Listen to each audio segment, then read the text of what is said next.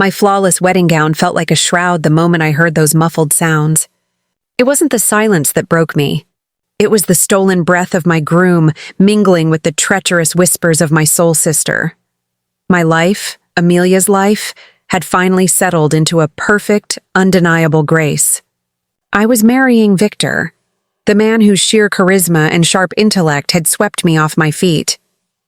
I had envisioned him for years, the unwavering rock, the father of my future children, my ultimate harbor. Our wedding wasn't just an event. It was a societal declaration of success, staged in a magnificent rented penthouse overlooking the illuminated heart of Manhattan, the city that never sleeps. Every detail, the towering arrangements of white phalaenopsis orchids, the custom-made 6-course tasting menu, the vintage champagne, spoke of effortless elegance and destiny fulfilled. My mother, a woman who rarely showed public emotion, dabbed her eyes as I stood before the gilded mirror in my antique French lace gown, a piece of art worth over $65,000. I genuinely believed I had grasped the brass ring of true happiness. How tragically blind I was. This ceremony, meant to seal a great love story, would instead become the indelible black mark that signaled the catastrophic implosion of my entire world. There was never any question about who would stand beside me.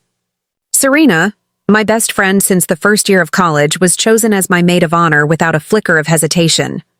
She was more than a friend. She was the custodian of my deepest secrets, the only person I trusted absolutely. Everyone knew the depth of our connection, a bond forged over 2 decades of shared laughter, tears, and whispered dreams. Serena's smile was a picture of radiant, genuine-looking tenderness as she adjusted the fall of my silk veil and ensured every coil of my intricate updo was perfect. I was utterly unaware that behind those sweet, attentive eyes lay a labyrinth of darkness, a secret so toxic it would seep into the foundation of my life and utterly destroy it. The ceremony unfolded beneath the late afternoon sky, bathed in a soft golden light that streamed through the floor-to-ceiling windows. Surrounded by our closest family and the city's elite, we exchanged vows, dreaming of a new life built on this glamorous pedestal. Nothing seemed amiss. Everything felt harmonious, orchestrated. Yet this very setting, this beacon of luxury, was destined to witness the most agonizing collapse of my reality. We had leased the entire penthouse for 2 days, accommodating our immediate families and the bridal party. The night before, a rehearsal dinner had been held on the terrace.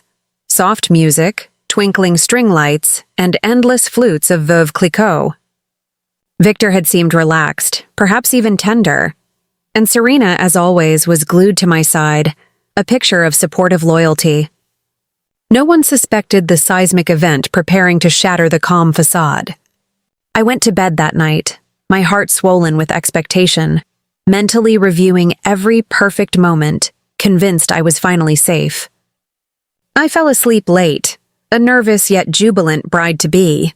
The next morning, Serena was the first face I saw, entering my room with a tray holding coffee and fresh pastries. Her smile, which I now recall as the most perfectly crafted mask, was reassuring. I felt grateful, secured, and blissfully oblivious that every truth I held dear was already a lie. The ceremony was a blur of emotional perfection. My father's hand firm on my arm, the haunting sound of the string quartet, the scattered white rose petals on the polished marble aisle. Victor waited, his eyes glistening, offering the smile that had captivated me countless times. I walked toward him, holding back a rush of tears, convinced this was the greatest step I would ever take. My I do was the firm declaration of a woman completely in love. His I do followed, yet for a heartbeat, I caught a fleeting shadow in his eyes, a momentary dimming of the light that I instantly dismissed as bridal jitters. The celebration that followed was exactly as planned, exclusive, intimate, and seemingly joyous. Under the vast, starry dome of the city, we dined, laughed, and shared stories. Yet Victor, while attentive to the guests, seemed emotionally distant when he looked at me. I refused to dwell on it, attributing it all to exhaustion. When my father delivered a deeply moving toast about watching our love blossom, Victor raised his glass with a look that didn't quite reach his eyes. As if the emotion were forced. A performance for the crowd. A creeping, silent unease began to crack the perfect surface of my composure. I told myself I was being overly sensitive, inventing drama where none existed. After the last guests had departed and the clinking of glasses had ceased, we ascended to the master suite. My pulse hammered with a mix of anticipation and nerves. I closed the heavy oak door, eager to finally begin our shared life. Victor simply placed his cufflinks on the lacquered dresser, kicked off his custom Italian shoes without meeting my gaze, and released a heavy, audible sigh. I moved to embrace him, and that's when the first dagger struck. "I'm exhausted," he stated, his tone flat, devoid of tenderness, as though I were merely an inconvenient fixture in the room. I froze, searching his face for a hint of jest, a playful smirk. But his expression was granite, serious, remote, completely lacking emotion or desire. He turned his back to me, unbuttoned his tuxedo shirt, and walked directly to the elongated velvet chaise lounge situated in a distant corner of the sprawling suite. He offered no explanation, no goodnight kiss. He simply extinguished the main light, plunging the room into a silence that hurt more profoundly than any shouted accusation could have. I sat on the edge of the enormous marriage bed, my body paralyzed, my mind reeling. I waited through minutes that stretched into an eternity for a single gesture, a word, anything that resembled a husband's explanation. All I received was the quiet, rhythmic sound of his breathing from the far end of the vast room. Slowly, I lay down, the tears finally escaping, silent, hot trails on my cheeks, desperate not to make a sound that would reveal my pathetic distress. The suite smelled of exotic flowers, but the cavity in my chest felt withered and dead. This was how I spent my first night as a wife, alone, confused, and utterly heartbroken. I have no idea how long I stared at the geometric patterns of the ceiling, begging my conscious mind to confirm this was a cruel nightmare. But the hours dragged on, the silence remained absolute, and his body lay motionless in that separate space, as far from me as if he were a stranger. Eventually, sheer depletion overcame me, and I closed my eyes. I could not have slept for more than 30 minutes when a muffled noise, a sound of restrained, urgent movement, jolted me awake. I sat bolt upright, heart racing, disoriented, trying to pinpoint the source. I turned my head. Victor's chaise lounge was empty.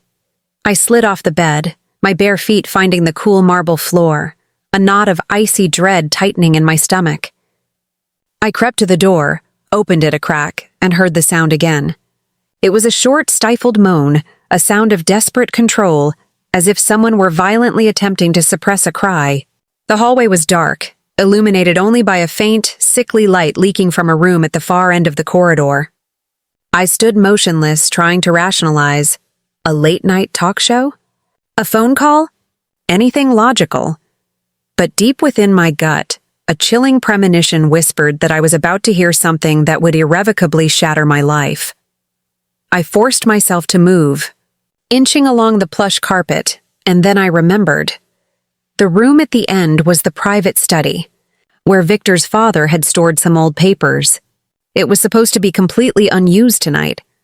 My mind started piecing together the impossible, but my heart fought back with stubborn denial.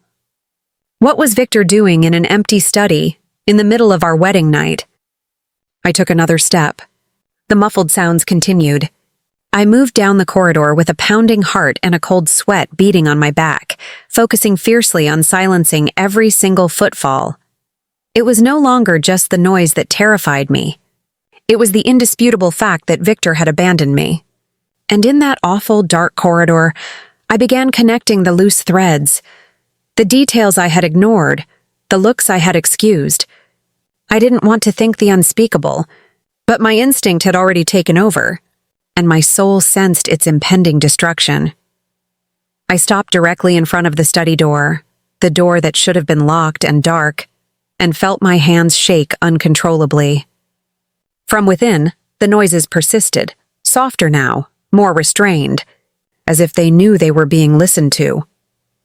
I swallowed a desperate lump and pressed my ear against the cool wood, holding my breath to enhance my hearing. The faint creak of an old leather armchair, a muffled sigh, and then distinctly a woman's voice. I squeezed my eyes shut, praying for a mistake. But I recognized it instantly. It was Serena. Her voice was unmistakable, a broken whisper, a mix of urgent pleasure and familiar laughter I had shared with her in deepest confidence years ago.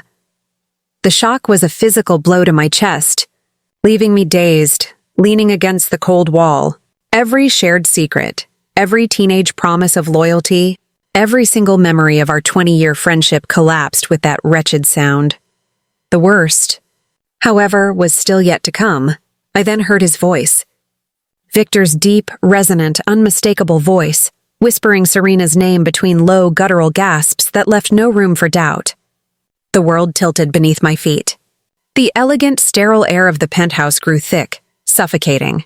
It was the voice of my husband, the man who had promised me eternity just hours earlier. And now, in the dead of the night, he was sharing an intimate moment, the intimacy he had denied me, with my maid of honor. Tears came, unstoppable and scalding, yet I made not a single sound. I rested my forehead against the plaster, trembling, feeling smaller and more insignificant than I had ever felt. How could this be happening on my wedding night, in the very heart of the place I thought our future would begin? Every sound, every gasp, was a shard of glass ripping through my soul. Still, I did not move. I decided, in that precise, agonizing moment, to stand sentinel before the door, silent and immovable, waiting for them to emerge. I needed to see their faces, to witness their shame, to confirm with my own eyes the horror my ears had just endured. Time became an eternal, cruel torture. My heart hammered against my ribs with a frantic, animalistic force. I closed my eyes, opened them, and I was still there. I would not retreat. The door finally opened, abruptly and violently, shattering the oppressive silence. Victor stepped out first, his expensive tuxedo shirt unbuttoned haphazardly, his belt askew, running a nervous hand through his dark hair as if attempting to wipe away the transgression. When his eyes, wide and wild, landed on me, the ghost in the hallway, the woman he had abandoned, he froze. Guilt was tattooed across his face in horrifying high definition. He was incapable of speech, turning his head back toward the room in a reflex gesture, seeking some non-existent explanation for his profound treachery. Then, Serena appeared. She crept out from behind him, her once immaculate makeup smeared, her custom-made silk gown wrinkled and torn at the hem. She held her stilettos in one hand, her posture defensive, her eyes fixed on the floor. When she finally looked up and saw me, her entire body seized up, rooted to the Persian rug, looking less like a best friend and more like a terrified, cornered animal. She didn't attempt to run, nor could she bear the weight of my gaze. I needed no more confirmation. The tableau of the two of them, silent, disheveled, saturated in the stink of their transgression, spoke louder than 1,000 confessions. Yet I dared to ask the question that clawed at my throat. Why? I stood perfectly still, a statue of betrayal blocking their path to escape, my body rigid, my voice fractured by a terrible mixture of shock and volcanic anger. I asked them how they could commit such an act, how they possessed the stone-cold cruelty to stab me in the back on the one night that was supposed to represent new beginnings. Victor didn't know where to direct his gaze. Serena couldn't even manage the pretense of surprise. Silence was their first defense, a hope that I might simply dissolve and disappear. But I stood my ground. I would not be silent. I would not grant them that easy way out. Victor finally found his voice, high-pitched and strained with panic. He sputtered a ridiculous, panicked lie. "Amelia, darling, you're wrong!" Nothing happened. I was just helping Serena find her emergency pill container that my father must have left in the study. She had a terrible migraine. His lie was so transparent, so pitifully absurd, that for a moment, the sheer stupidity of the excuse hurt more than the actual infidelity. Serena remained silent, staring at the floor, while Victor frantically piled lie upon lie. He looked at me as if I were the hysterical one, the one losing control. But his theatrical performance was over. I heard everything, I told him, my voice dangerously soft, the tone of a judge delivering a death sentence. Every whisper, every grunt, every word you exchanged. You don't need to say anything else. Your silence, it's already said it all. At this, Victor's shoulders slumped. He closed his eyes, accepting defeat, and finally admitted the truth in a voice barely audible, as if the strength for his charade had been completely drained. He offered no apology. He didn't attempt to explain the why. He simply mumbled that he had been confused for months, as if that pathetic declaration could absolve the monumental sin of his betrayal. Serena, upon hearing his confession, dissolved into theatrical tears. She covered her face with her hands, repeating that she was sorry, that she never meant to hurt me, that she didn't know how they had spiraled into this vortex. Her weeping was meaningless to me. It was too late for tears, too late for empty regrets. For 2 decades, she had been my most trusted confidant. Now she was a viper who had struck without a moment's hesitation. She wasn't just my ex-friend. She was a void. I felt something shatter deep inside my core, something primal and irreplaceable. My legs trembled. My chest burned with a dry internal fire. I was too consumed by mute rage to cry. My fairy tale wedding had become a horror film, and I was no longer the fragile, hopeful bride. I didn't utter another word to them. I turned my back, walked deliberately back to the bridal suite, collected my briefcase and a small overnight bag without looking at anything, and walked down the grand staircase. My elaborate wedding dress still clung to me, a painful, mocking symbol of my disgrace. My face was pale, but my dignity was the only thing I held tight. No one followed. I walked across the manicured grounds of the penthouse complex and out onto the streets of the city, my silk train dragging in the morning dew of the avenue. I ignored the cold bite of the early air and the fog beginning to descend upon the buildings. I just wanted escape, distance, a lungful of air that didn't smell of lies. And so I left without a single goodbye, with a broken heart, but my self-respect still fiercely intact. I walked for what felt like hours, aimless on the nearly empty streets, my expensive white dress quickly becoming soiled and gray. My carefully applied makeup was a faint, tragic shadow beneath my eyes. No one passed by. No one inquired. I was grateful that the world continued its indifferent rotation. Unaware of the sudden tragedy that had befallen me, I finally collapsed onto a secluded park bench, shivering from the cold and the sheer exhaustion of emotional trauma. I replayed the sounds and the images repeatedly. When had everything gone so catastrophically wrong? It was my wedding night, and I was alone, destroyed, and adrift. As the eastern sky began to lighten, driven by sheer depletion rather than conscious thought, I slowly retraced my steps. The penthouse, now in the weak light of dawn, was unnervingly silent, as if nothing profound had occurred.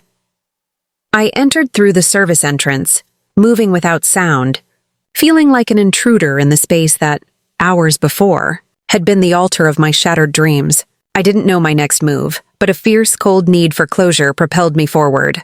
I couldn't simply vanish without drawing the line. The main dining room was already set for the post-wedding brunch. Silver trays of fruit, steaming coffee urns, and the soft chatter of unsuspecting strangers. My parents, the in-laws, members of the wedding party, everyone was chatting, oblivious to the destruction that had taken place in the hours of darkness. I stood in the doorway, feeling a cold, righteous anger at their normalcy. I took a deep, steadying breath, wiped the remaining tear streaks from my face, and walked in. I asked for their attention, my voice firm and unnaturally calm. I requested that everyone gather immediately in the large living room. No drama, no hysterics. I had a statement to make, and I would not delay. My father looked at me, his brow furrowed with immediate worry. My mother stood up instantly. One by one, everyone filed into the living room, confused and expectant. I scanned the room. Victor and Serena were conspicuously absent. Their cowardly retreat spoke volumes. They hadn't dared to show their faces, and their absence confirmed everything without the need for a single accusatory word from me. My parents immediately recognized the gravity of the situation and looked at me with deep anxiety, intuitively knowing that what I was about to say was devastating. I stood before them, still wearing the magnificent, now slightly rumpled white gown that felt like a garment of martyrdom. I did not shake. I did not waver. I thanked them first, with a chilling politeness, for sharing what should have been the happiest day of my life. And then, without preamble, I delivered the sentence. I have something to tell you all. Early this morning, on our wedding night, I discovered Victor and Serena together. They were intimate, betraying me without a hint of shame or regret. A wave of gasps and murmurs swept through the room, followed by an immediate, profound silence that swallowed every sound. I saw furrowed brows, tense faces, and absolute disbelief reflected in their eyes. My mother instinctively raised her hand to her mouth. Victor's parents looked down, suddenly carrying the overwhelming weight of their son's shame. Some guests half rose from their seats. No one, absolutely no one, attempted to deny my words. Deep down, they knew I was incapable of inventing a fabrication of this magnitude. My voice remained clear, strong, and unwavering as I continued. I am announcing my intention to immediately nullify this marriage. I want nothing, absolutely nothing to do with Victor or Serena ever again, and I expect no one to attempt to convince me otherwise. I didn't seek pity or tearful sympathy.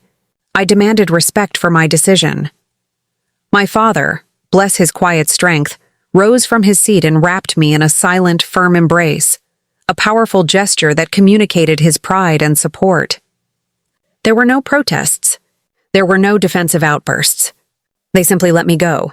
As I turned to leave the room, I heard the faint, controlled sobs of Victor's mother and the helpless comfort offered by her husband. My own parents' eyes were red, not from sadness, but from a fierce, protective anger that they hadn't been able to shield me from this wound. I felt as though I was leaving behind not merely a wedding, but an entire naive version of myself that had ceased to exist. Disappointment hung in the air like a bitter, acrid scent that everyone was forced to inhale. Through it all, I walked away without a single backward glance. I abandoned the extravagant penthouse, taking nothing but the briefcase I had grabbed and the dignity I had fought so hard to retain. That dignity, despite the excruciating pain, was still standing tall. The exquisite white dress was stained with dirt, tears, and a narrative that no longer belonged to me. I walked toward the main road, my head held high, like a survivor emerging from a tempest without having lost her true self. I ignored the immediate flurry of calls and texts that began to flood my phone. That chapter of my life was dead to me. When I arrived at my own quiet apartment, my soul still raw, I immediately contacted the sharpest, most ruthless divorce attorney in the city, Eleanor Vance. I filed for an annulment without delay. I wanted no days of reflection, no familial intervention, no thought of a second chance. I intended to close this chapter with the same swift finality with which I had lived it. I handed over the necessary documents and firmly refused any meeting with Victor, refusing to speak or even be in the same room with him. I was no longer the same woman who had said "I do" at that altar. The initial days were a blur of cold efficiency and crushing loneliness. My attorney, Eleanor, was a fortress of professionalism, handling the media leaks and the initial contact with Victor's lawyers. She advised me to stay completely silent, to become a ghost. The silence was agonizing yet necessary. I moved through my apartment like an automaton, the ghost of my wedding day clinging to every object. The wedding gifts, gleaming silver, expensive crystal, became grotesque, mocking symbols of the future I had lost. I had them all packed and shipped back, 100% of the inventory, ensuring that not a single trace of Mrs. Victor remained in my life. My friends were divided. Some rallied around me with fierce loyalty, condemning both Victor and Serena. Others, especially those closer to Serena, tried to mediate, suggesting that mistakes happen and that I should find the grace to forgive. That word, forgive, felt like an insult. How could I forgive the premeditated, calculated destruction of my trust and my future? I quietly distanced myself from anyone who sought to minimize the depth of the betrayal. My circle shrank, but it became infinitely stronger, composed only of those who honored my pain and my dignity. I soon learned through the relentless New York grapevine that Victor had moved in with Serena almost immediately. Their betrayal, it seemed, had always been part of a sick, romanticized plan. They paraded around together, oblivious and brazen, as if the profound damage they had inflicted simply did not exist. Victor, the self-proclaimed romantic, thought he had found true love, the kind that somehow justifies the unjustifiable. But life, the great equalizer, has a cruel sense of poetic justice, and their narrative did not take long to rot. A few months later, the first rumors began to circulate. They were living in a trendy industrial loft downtown, a space I had helped Victor select. But the initial fervor of their forbidden passion was rapidly giving way to something far uglier: routine suspicion, constant arguments and explosive shouting matches that the neighbors could not ignore. Serena, who thrived on social validation, began to look frayed. The confident, dazzling smile she wore at my wedding had been replaced by a tense, nervous expression. Victor, naturally a seeker of novelty and external gratification, was spending increasingly longer hours away from the apartment, avoiding her. What had begun as a reckless, forbidden high soon devolved into the dull weight of shared guilt and resentment.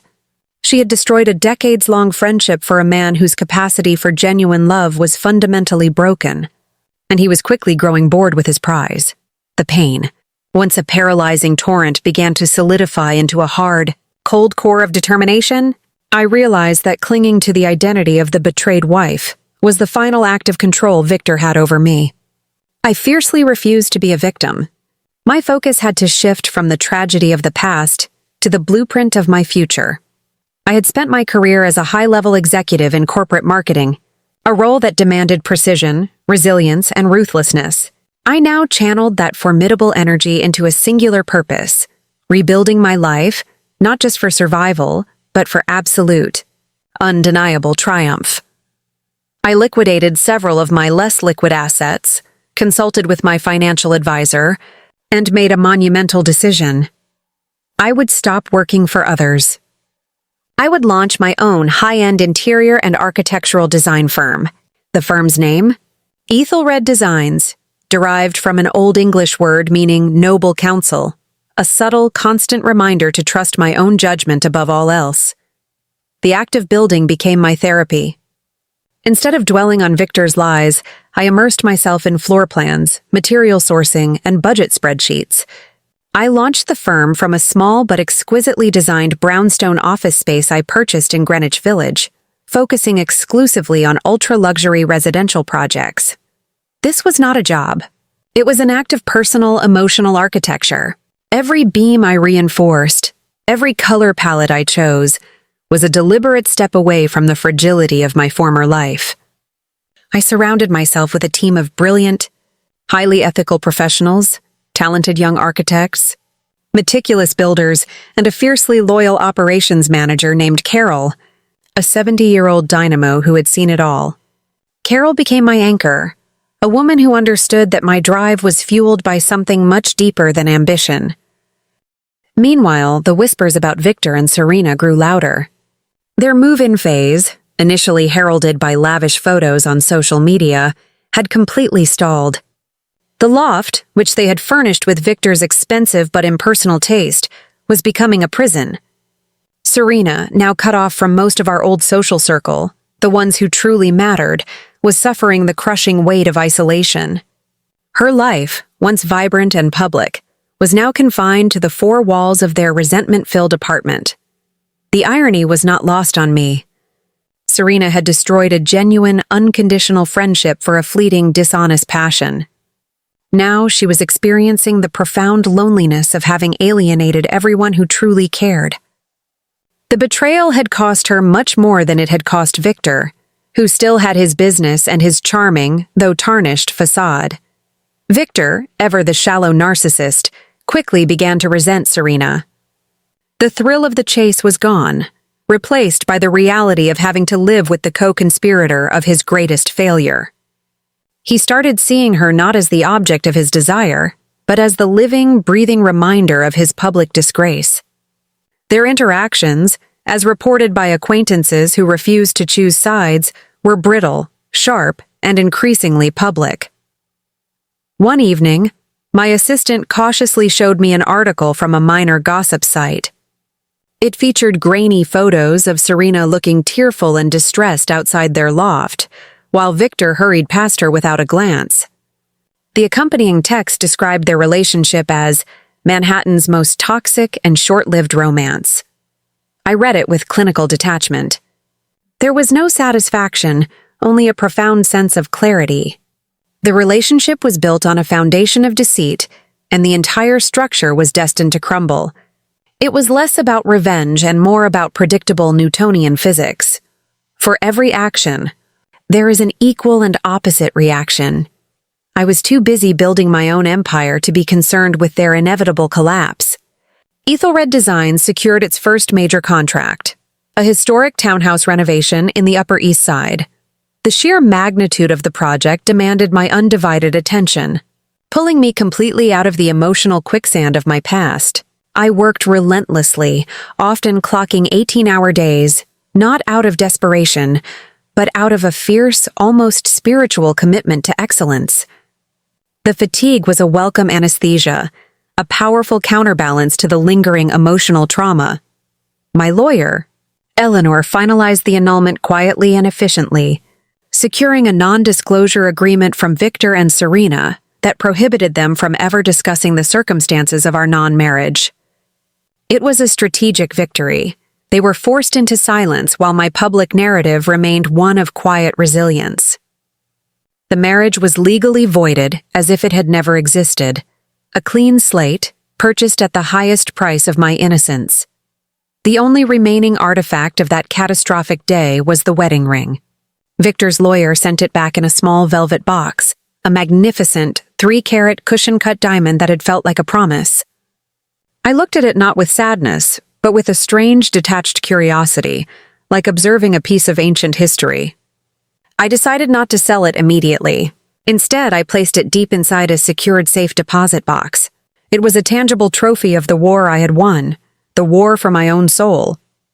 It reminded me that even the most glittering promises can be hollow. I had successfully transitioned from the heartbroken victim to the focused architect. The external validation of my business success began to reflect the internal rebuilding of my self-worth. I was no longer defined by who had betrayed me, but by what I was creating. I was becoming the woman I was meant to be, forged in the heat of profound loss. I learned that resilience is not the ability to withstand pain, but the capacity to utilize that pain as the mortar for a stronger foundation. Life has a fascinating way of proving the predictable. The illicit thrill that fueled Victor and Serena's affair, the secrecy, the danger, the shared enemy, me, was, in fact, the only thing keeping them viable. Once those elements were removed and they were left with the mundane, agonizing reality of each other, the relationship began to metastasize into something deeply toxic. I would occasionally receive updates through my assistant Carol, who had a network spanning the entire city's professional services. Carol filtered the news, protecting me from the emotional blowback but keeping me informed of the objective facts. The updates were consistently bleak. Victor, accustomed to the adoration of a wide social circle and the constant novelty of new conquests, quickly found living with Serena to be oppressive.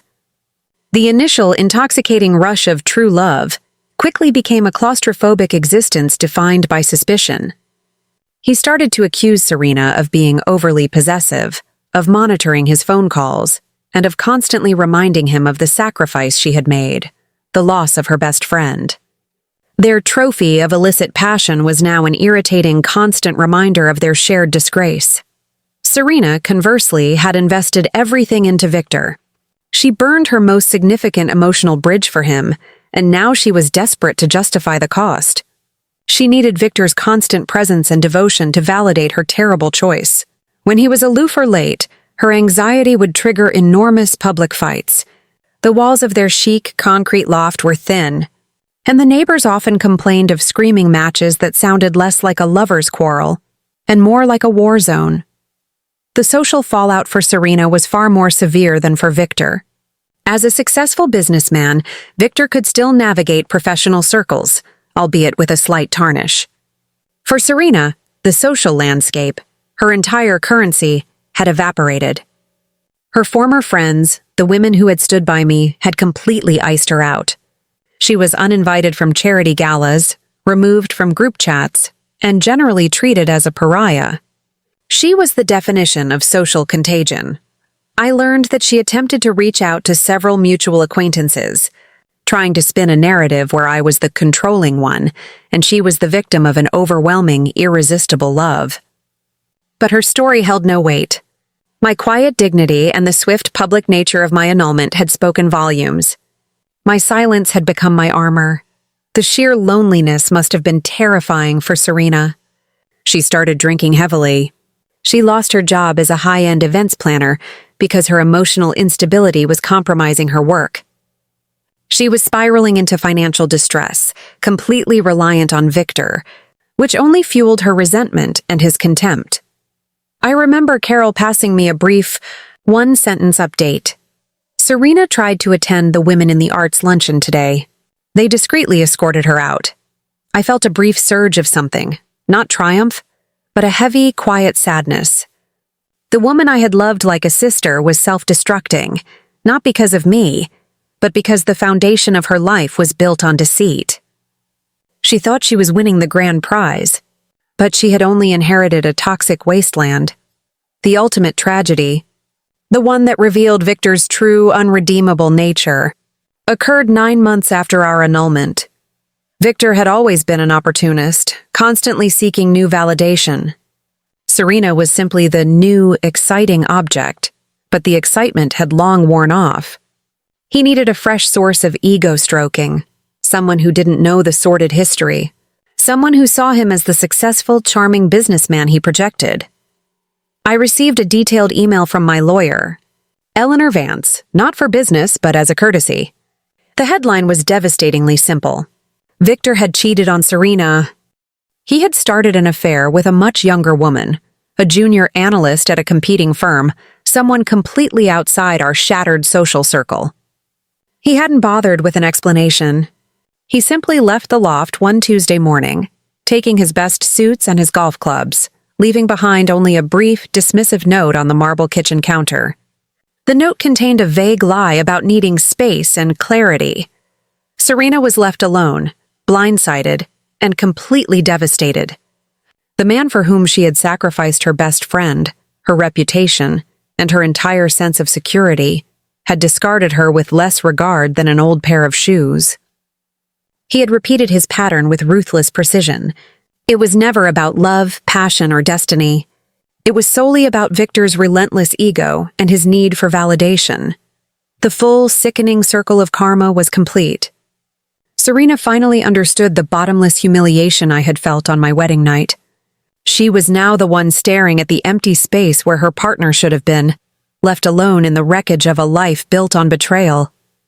She lost the man, lost her last sliver of credibility, and most importantly, lost the ability to ever claim moral superiority again. I learned that she tried to contact me, sending a series of frantic, pleading messages, a cocktail of apologies, self-pity, and thinly veiled blame. I had my team block her number and all her social media accounts instantly. I owed her nothing, not my forgiveness and certainly not my audience. I was too busy building my magnificent future to dwell on her pathetic collapse. The universe had delivered the judgment. My hands remained clean. I was the architect of my own peace, and that was the greatest victory. 3 years evaporated in a whirlwind of successful projects and personal growth. My focus had been absolute. Aethelred Designs flourished beyond my wildest initial forecasts. We opened a second, larger studio in Soho and began acquiring commercial contracts, specializing in boutique hotels and exclusive corporate headquarters. My name, Amelia, began to resonate in the industry with quiet respect and genuine admiration. Clients and magazines wanted to know the story of the woman who had built a small empire from the ground up with such speed and grace. but I wasn't driven by recognition. My true motivation was stability, the unshakable, self-generated stability that no man or friend could ever take away. The independence I had longed for was now concrete, built by my own hands and my own resilience. My life was profoundly different now, serene, solid, and utterly devoid of the chaos and turmoil of my past. The wound from that wedding night was no longer raw. It was a scar, a strong, silvery line that reminded me only of how far I had traveled since that night. I had deliberately left Victor, Serena, and all their toxicity far behind. I had mastered the art of being alone without feeling empty. My solitude was productive, not painful. I filled my life with pursuits that nurtured my intellect and spirit, learning to fly a small Cessna plane, mastering classical piano, and becoming a serious collector of contemporary art. I had learned to trust my own judgment again, a trust that was non-negotiable. And then, when I was not looking, when I was completely content in my self-sufficiency, the unexpected arrived. It happened at the annual Metropolitan Museum of Art Gala, an event I now attended as a major donor and design contributor, a stark contrast to the insecure bride I once was. I was giving an impromptu presentation to a small group of trustees about a new wing concept I had designed. My focus was intense. That is when I met him. His name was Elias Thorne. He wasn't the loudest voice in the room, nor the one wearing the flashiest watch. Elias was a quiet, unassuming venture capitalist, known in the financial world for his ethical investments and his unnerving ability to listen. He didn't attempt to impress me or sell himself. He simply listened with an intense, captivating focus, asking thoughtful, probing questions about the architectural integrity and the socioeconomic impact of the design. His presence was like a sudden, calm harbor in a raging storm. I felt none of the dizzying, chaotic thrill that Victor had manufactured. Instead, I felt peace, a deep, grounding sense of safety. And in that moment, I instinctively knew that something entirely new was about to begin. With Elias, everything unfolded differently from the start. There was no urgency, no exaggerated flattery, no empty promises. Our conversations were sincere, characterized by mutual respect, and punctuated by comfortable silences that held no awkwardness. He didn't push or attempt to fill the emotional void I had just spent 3 years closing. He simply accompanied me naturally, allowing me to dictate the pace of our connection. Slowly, almost imperceptibly, I started looking forward to his meticulously crafted emails, hearing his steady, reassuring voice on the phone, and missing the gentle intensity of his gaze. It was not a reckless, consuming passion. It was something infinitely deeper, a profound sense of tranquility I had never experienced with any man before. At first, I didn't even trust my own happiness. I waited for the inevitable twist, the flaw, the betrayal, certain that the other shoe was about to drop. But Elias understood my apprehension without me having to articulate it. He was patient, steadfast, and utterly consistent. With every thoughtful gesture and honest word, he demonstrated that it was possible to love without destruction, without deceit, and without using another person as a life raft for one's own deficiencies. I learned to trust again, not because he demanded it, but because the authenticity of his character simply created the space for my healing. The deep, jagged wound that Victor had inflicted finally began to close completely. When we officially began dating, everything flowed with astonishing naturalness. There was no need to hide our affection or justify our connection. The people around me noticed the change immediately. I was no longer the resilient survivor they admired. I was simply a woman who was living, fully and freely. With Elias, I shared intellectual curiosity, sophisticated travel, ambitious professional goals, and simple, quiet moments that became instantly unforgettable. He never promised me an imaginary future. He offered me a solid, magnificent present. After everything I had endured, that grounded reality meant infinitely more than any grand, fictional declaration of eternal love. My blossoming happiness, it turned out, was an unbearable trigger for the very people I had left behind. Sometime after Elias and I made our relationship public, a discreet mention in the society column, Victor learned about my new life. A few days later, an email landed in my junk folder. It was from Victor's private address.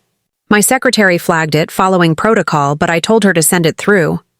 I wanted to see the measure of the man I had once thought was my future. The email was a masterpiece of passive aggression, masquerading as nostalgia. He wrote that he was truly happy to know I was doing well, that he occasionally thought about what we lost, and that he wished me all the best. But woven between the lines was the unmistakable, bitter envy of a man who could not tolerate seeing the person he had tried to destroy find genuine, independent happiness. He was testing the waters, seeking a response, a sign that he still held some emotional real estate in my soul. I read the email, smiled faintly, and deleted it. I owed nothing, not a reply, not an explanation, and certainly not an audience, to the man who had taken everything and still failed to break me. The silence that followed was broken by a much more physical intrusion. One late afternoon, without any warning, Victor showed up at the magnificent Soho studio of Aethelred Designs. He stood in the lobby, looking noticeably thinner, his eyes dull and restless. The sharp edges of his former charm had been eroded by what I instinctively recognized as the corrosive weight of a life lived without integrity. His clothes, though still expensive, hung on him with a kind of defeated negligence. He asked the receptionist for just 5 minutes, claiming he needed closure and that he hadn't stopped thinking about me. My operations manager, Carol, intercepted him immediately, acting as my formidable shield. But I saw him through the glass partition. For the first time since that terrible wedding night, I felt nothing. No anger, no lingering pain, no sadness. He simply no longer mattered.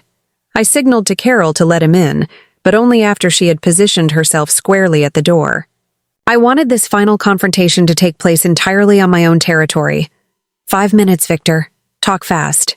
I don't have time to look backward, I said without emotion, remaining seated behind my enormous, pristine white drafting table.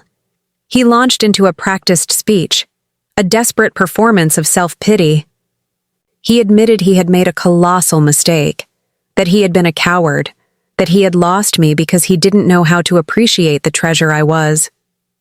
I listened without interruption, my face a perfect, polished mask of detachment, like someone observing a distant, irrelevant rainfall from behind a sealed window.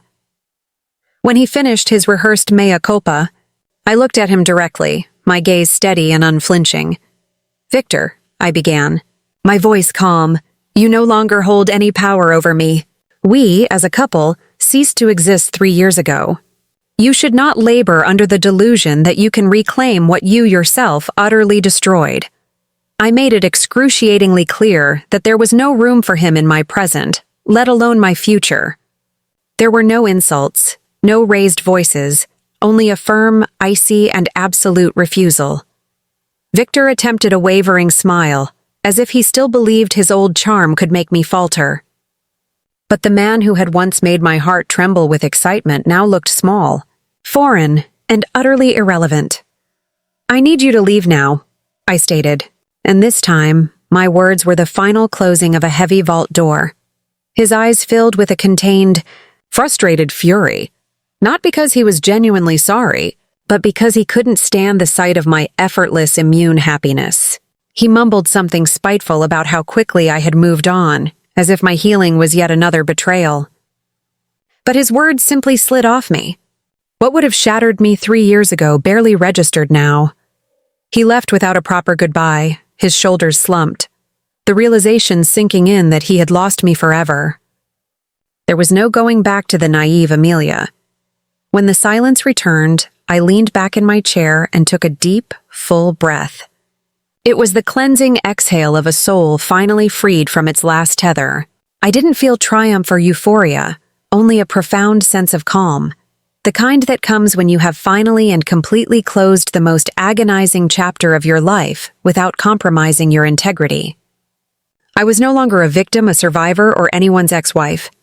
I was simply Amelia, whole, peaceful, and fully autonomous. A few minutes later, Elias walked in. He knew nothing of Victor's visit, But when he saw me, he simply walked over and hugged me without a word.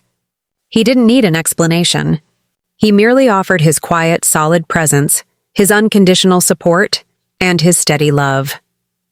I looked at him and knew that life, with all its savage wounds, had guided me to him for a reason. By his side, I didn't feel the frantic, intoxicating dizziness of infatuation. I felt anchored.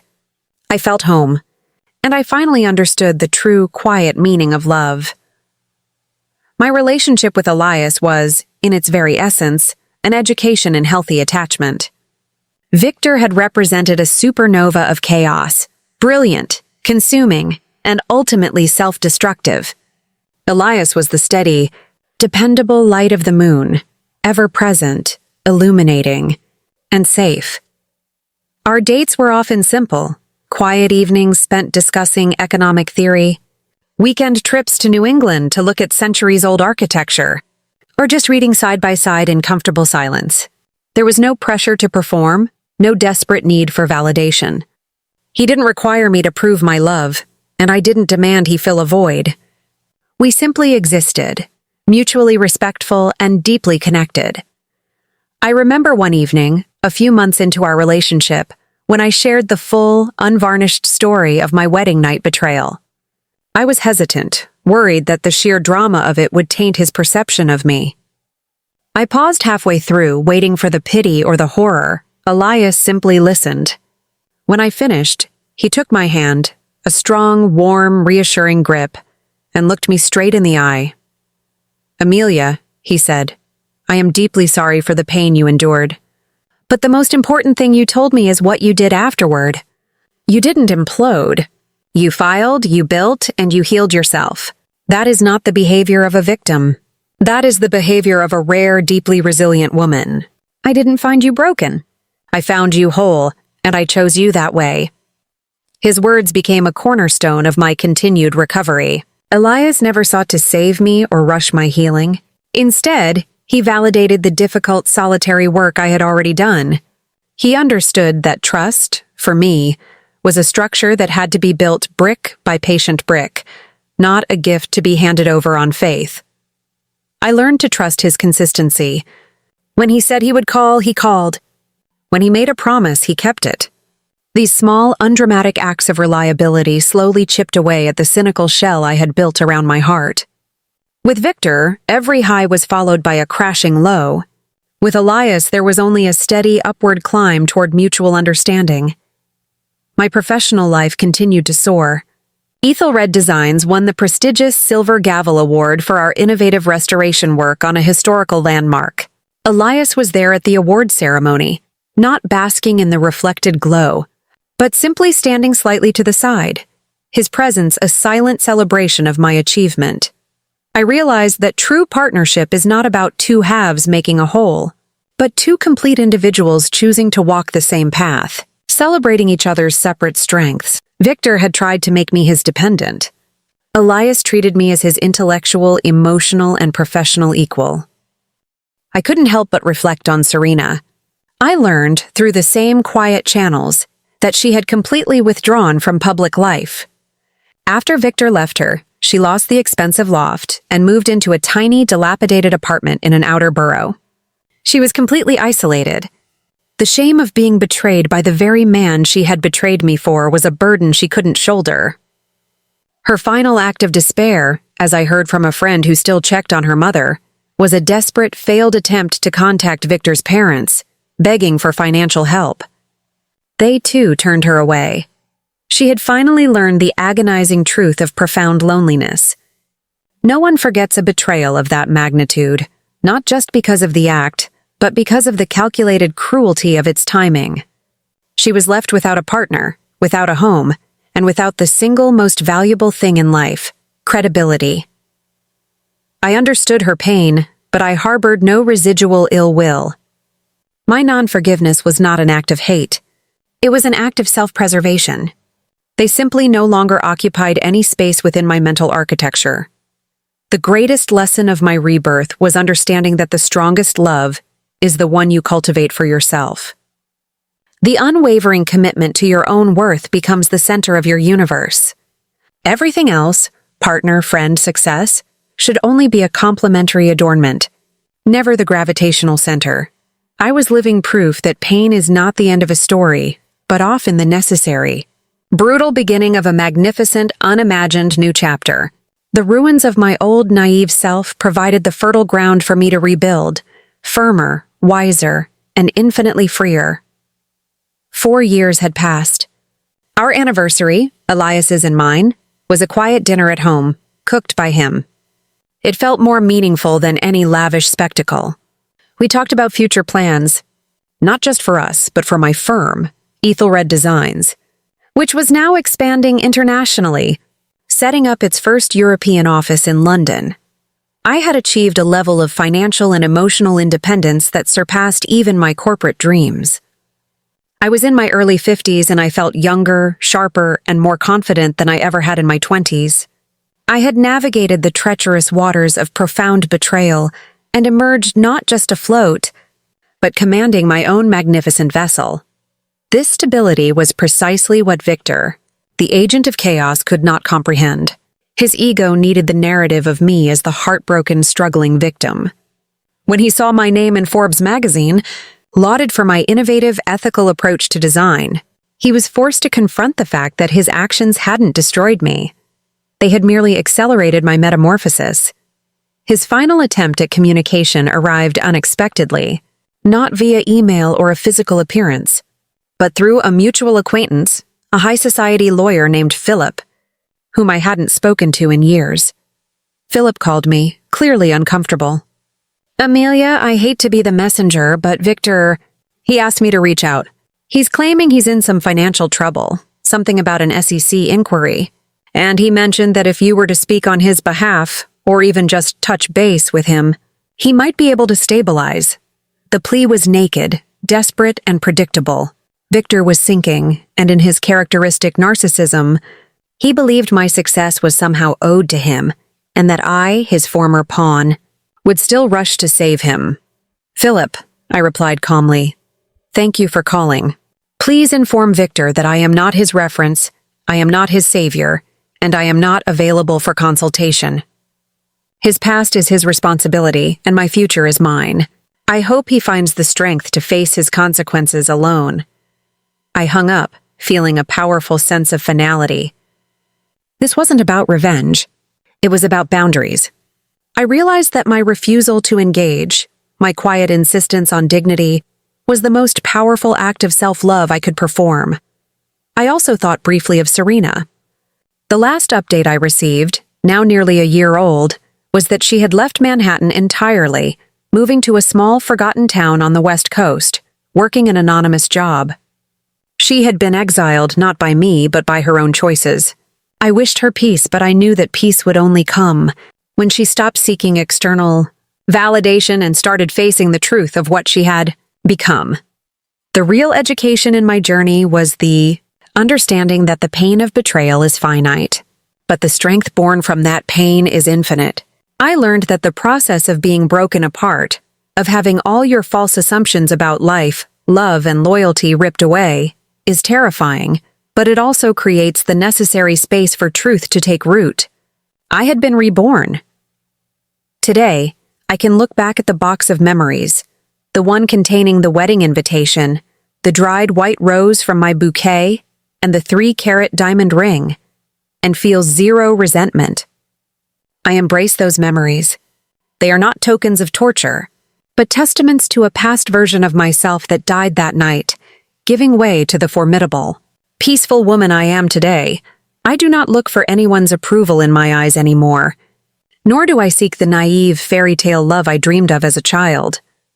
I look only to recognize myself, a woman with scars, yes, but also with a core strength that I once foolishly mistook for weakness. Pain breaks you, but it also fundamentally rebuilds you, more aware, more resilient, and ultimately, more you. My story is complete. The chapter of betrayal is firmly closed. The book of self-defined happiness is open. I am writing this final reflection from the sun-drenched terrace of the home Elias and I built together overlooking the Hudson River. Cup of artisan herbal tea is cooling beside me. Elias is reading a massive biography, occasionally pausing to make a quiet, insightful comment. Peace, I have learned, does not announce itself with the clang of fireworks or the loud fanfare of victory. It sounds like shared silence, mutual respect, and the profound, certain knowledge that absolutely nothing is missing. If you are reading this, and you have ever thought that true, quiet love was not meant for you, let me offer you this ultimate truth. It does not arrive when you desperately seek it. It arrives when you finally, fundamentally, and unconditionally choose yourself. I never ran into Julian or Serena again. And I didn't need to. Not because I had forgiven them in the traditional sense, but because they simply no longer occupied any valuable space within my mind or heart. I know my story is not unique. There are countless men and women who have been betrayed, humiliated, or abandoned at the peak moment of their belief. But my greatest hope is to leave you with this final, powerful understanding. Do not allow yourself to be defined by someone who lacks the capacity to truly love you. Do not remain in any space, physical or emotional, where respect is absent. The most enduring, fierce, and beautiful love story you will ever experience is the one you cultivate within yourself. Everything external, when it finally arrives, should be a complement to your magnificent existing life, never the desperate, fragile core. My happy ending was not delivered by a prince. It was built, brick by brick, by Amelia. My wedding night was supposed to be the beginning of my fairy tale, but it became the catalyst for my empire. If you have been broken by betrayal, remember this. The pain is temporary, but the dignity you save is eternal. Don't waste another second waiting for an apology. Start building your magnificent immune future today. You are whole, you are worthy, and your self-love is your superpower.